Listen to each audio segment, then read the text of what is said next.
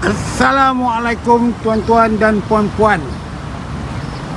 Ini keadaan Sungai Klang. Sungai Klang yang di sini telah pun disimin. Seolah-olah macam monsoon drain. Termasuk di sebelah sana pun telah dibuat seperti monsoon drain, iaitu disiminkan. Ini adalah program projek yang dipanggil River of Life. Tetapi hakikat yang sebenarnya apa? Jadi saya ajak tuan-tuan melawat sepanjang sungai ini, iaitu Sungai Klang. Yang mana tuan-tuan tengok di mana rumputnya begitu panjang. Jom kita berjalan ke depan dan melihat keadaan Sungai Klang ini.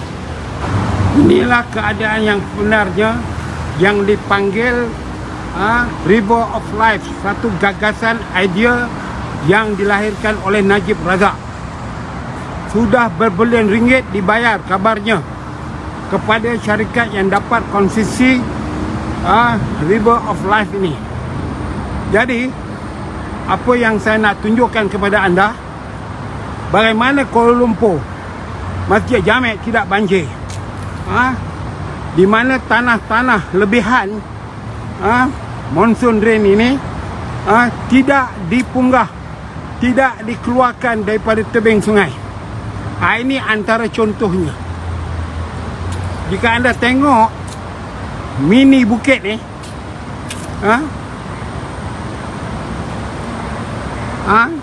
dia tidak pernah dibuang, dah menjadi belukar. Ini akan kita lihat sepanjang Sungai Klang, iaitu di bawah pinggiran Jalan Loni.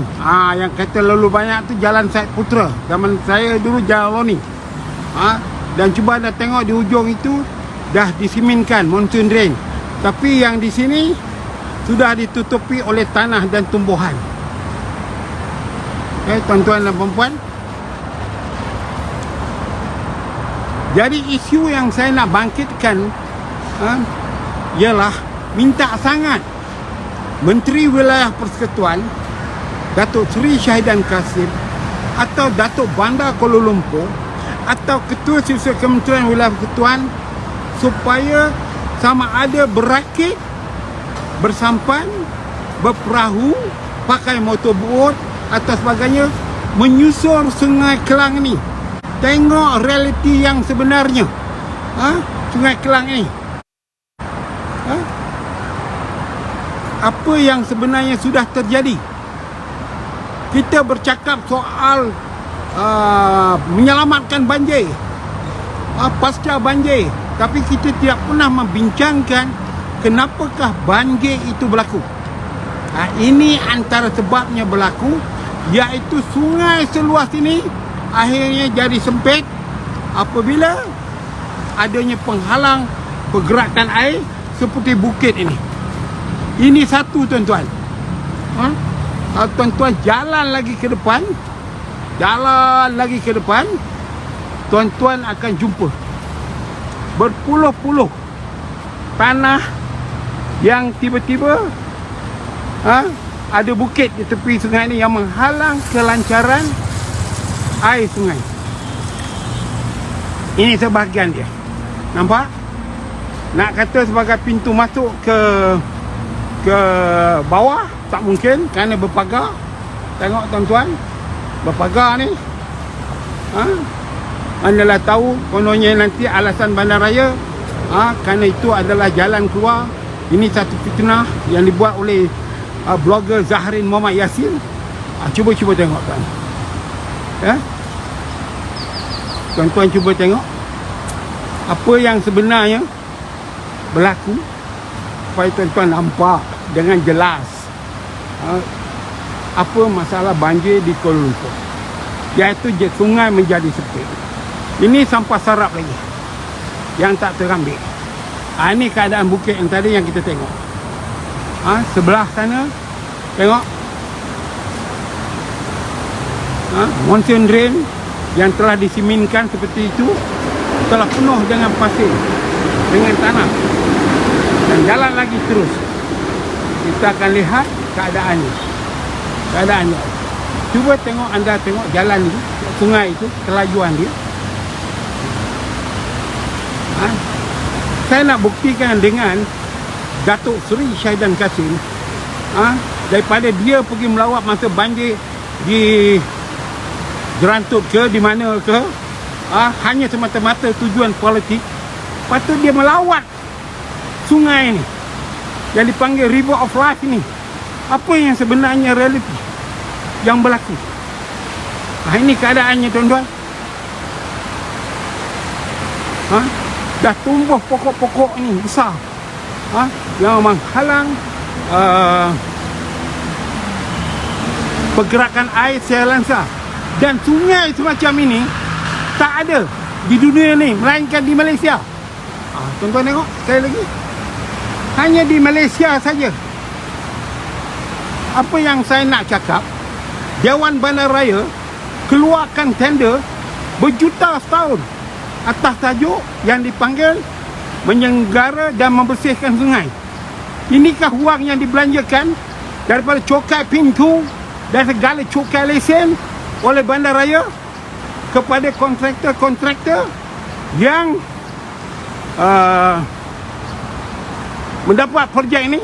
Harap SPRM menyiasat semula pembayaran kepada kontraktor-kontraktor kemungkinan kartel yang menguasai projek ini. Adakah benar bahawa bandaraya berbuah hati? Tuan-tuan, inilah keadaannya. Tengok tuan-tuan, biawak pun ada di sungai ni. Tu nampak biawak tuan, hampir besar buaya tu.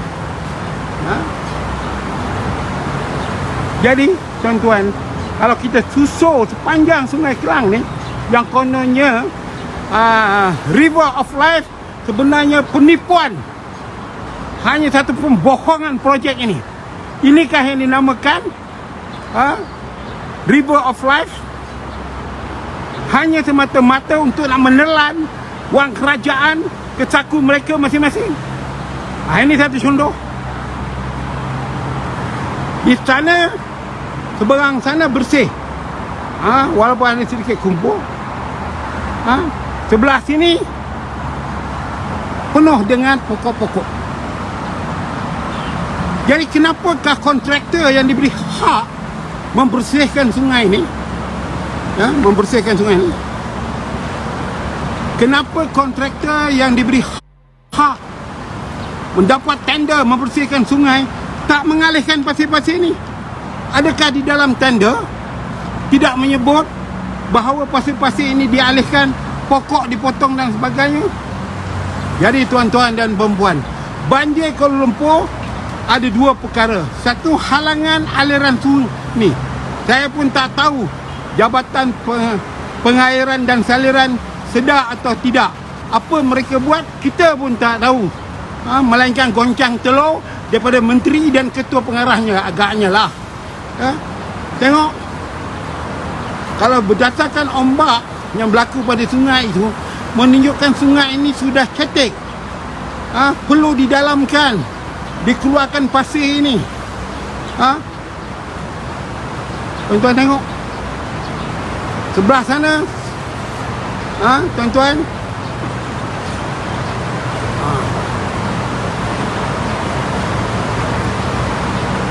kalau ada menteri atau siapa pun tak tahu di mana lokasi, ni di depan Istana Negara, Jalan Syed Putra. Yang putih itu tembok bekas Istana Negara, sekarang menjadi Museum Diraja.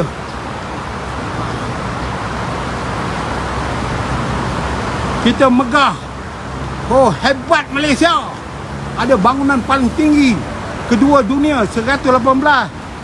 Sungai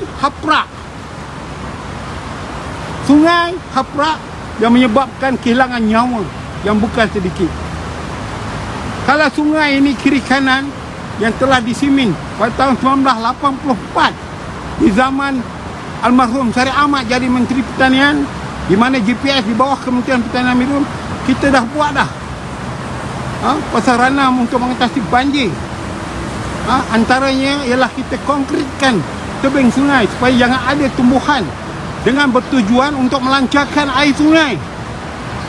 Tapi apa yang berlaku? Dewan Bandaraya Kuala Lumpur, Kementerian Persekutuan memelihara hutan tepi sungai. Dari itu sekali lagi saya ulangkan, harap Datuk Seri Syahidan Kasim naik bot, perahu, berakit sepanjang Sungai Kelang ini.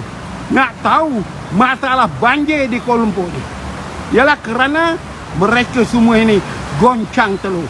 Sekian, terima kasih. Assalamualaikum warahmatullahi wabarakatuh.